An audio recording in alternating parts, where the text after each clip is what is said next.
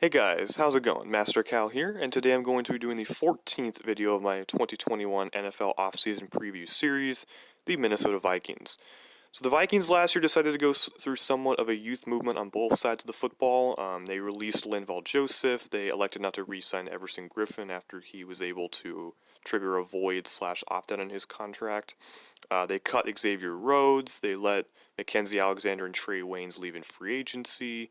They traded Stephon Diggs away to the Bills, and there were mixed results. The Vikings' offense was actually pretty good, even without Diggs. Unfortunately, their defense was, in the words of head coach Mike Zimmer, one of the worst defenses he's ever had at pretty much all levels. So the Vikings will be hoping that their young players can continue to improve and that they can continue to infuse it with more talent. So their starters by cap space on their offense is Kirk Cousins, who is entering his 4th season as Vikings starter. He signed an extension at the beginning of last offseason through the 2022 season. Cousins gets a lot of flack, but he actually had statistically a fine season. Like, it wasn't spectacular by any means, but it was pretty solid. Running back Dalvin Cook. Cook also got himself an extension from the team before the start of the regular season, and Cook, I believe he had the best season of his career last year, as he stayed healthy for the most part, and he's signed through the next 5 seasons. At left tackle is Riley Reiff, who is in the final year of, I believe, a 5-year contract he signed with the Vikings. The Vikings forced Reiff to take a pay cut at the start of the regular season, and Reiff wound up taking the pay cut, and it's possible that the Vikings could ask him to do it again, or they could just release him. At left guard is Ezra Cleveland, second rounder in 2020 out of Boise State, who saw action in about 50% of snaps. He became a starter at guard as the season went on. The Vikings drafted him potentially with the intent of maybe being Reiff's successor at left tackle, but he played guard initially, and we'll see what the Vikings do there. I guess it depends on what they do with Reiff. At center, Garrett Bradbury, first rounder in 2019 out of NC State. Bradbury struggled as a rookie, but his play definitely improved in year 2. At right guard is Drew Samia, a 4th rounder in 2019. Samia was expected to challenge for a starting role this year, but he underwhelmed and disappointed. He only played in like a quarter of snaps, I think. And then right tackle is Brian O'Neill. I think he was a 3rd rounder in 2018. O'Neill's been pretty good for them, and probably someone the Vikings will look to lock up this summer. Wide receiver, you got Adam Thielen, who has one of the more team-friendly top wide receiver contracts in the NFL. Thielen missed a few games due to injury, but otherwise he had another good year. Justin Jefferson, the first-round pick, their first-round pick last year in 2019 with the pick that they got from Buffalo, I believe, in the Diggs trade. Jefferson was runner-up for Offensive Rookie of the Year, so obviously he had a fantastic season. He broke the rookie record in receiving yards with over 1,400, so the future is bright ahead of him.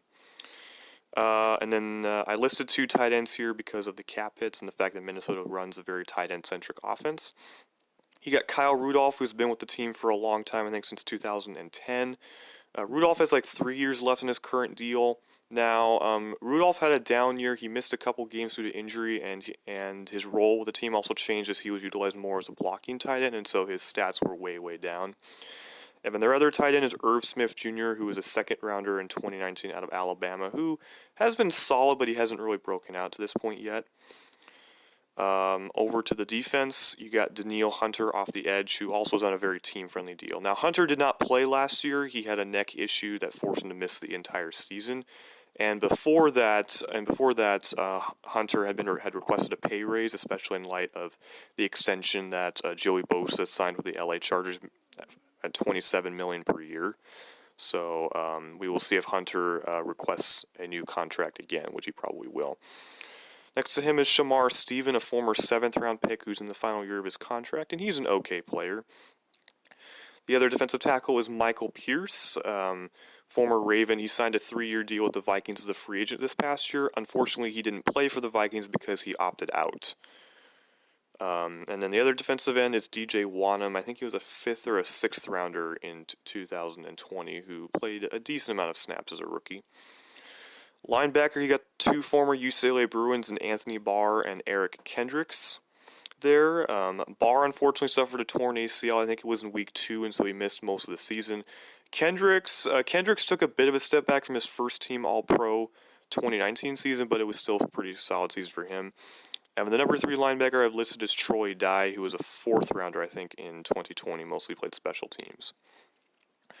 The secondary, and this is where the Vikings struggled immensely this past year. Mike Hughes, 1st rounder in 2018 out of UCF. Hughes has dealt with a lot of injuries, ACL, other things like that, and he hasn't played a full 16-game season yet. Jeff Gladney was one of the worst cornerbacks in the league last year, 1st-round rookie out of TCU, so the Vikings will definitely be hoping that he can improve with another year in the system.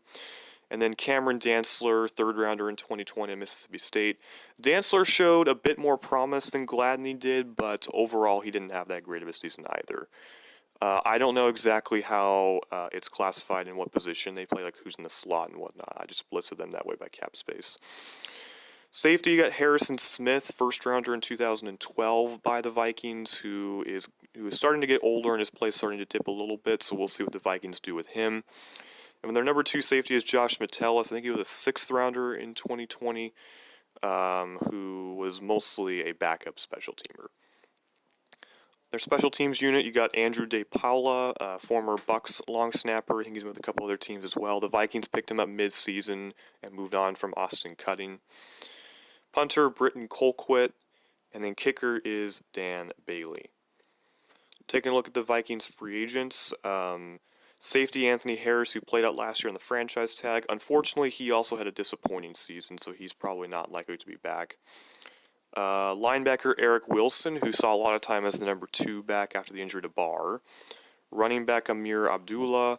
Swing tackle Rashad Hill. Backup quarterback Sean Mannion. Starting right guard Dakota Dozier.